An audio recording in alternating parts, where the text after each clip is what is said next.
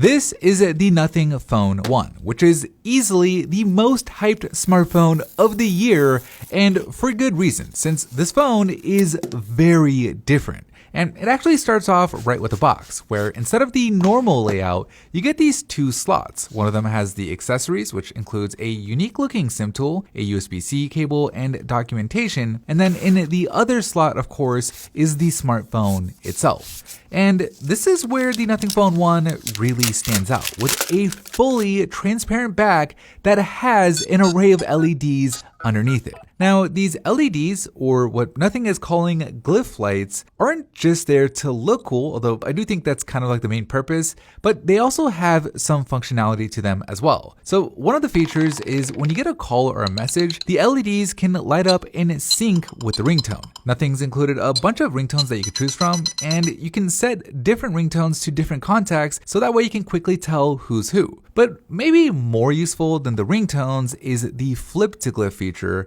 where when you set the phone face down on a table, it'll automatically set the ringer to silent, and then it'll only notify you using the LEDs. And just to help you confirm that the phone is indeed on silent, it pulses twice to let you know that the mode is activated. But beyond notifications, the LEDs also let you know when reverse wireless charging is working, like if you were to put headphones on the back to charge them.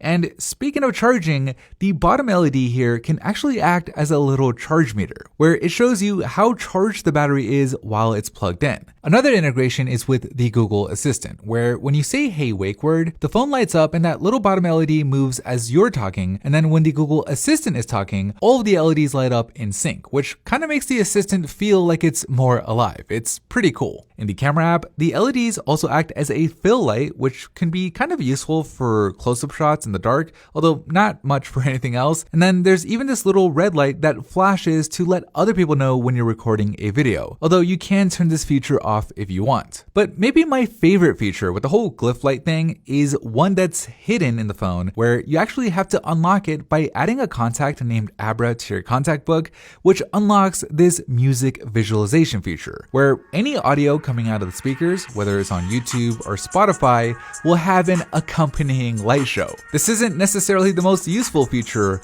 but man, is it cool. Okay, but what about the rest of the phone? Well, I think it's important to note that this phone isn't a $1,000 flagship. Instead, it comes in at around $475, meaning you're not going to get all of the best specs. For example, it's got the older Snapdragon 778 chip, which is just okay. You get two cameras on the back, which are just okay in quality.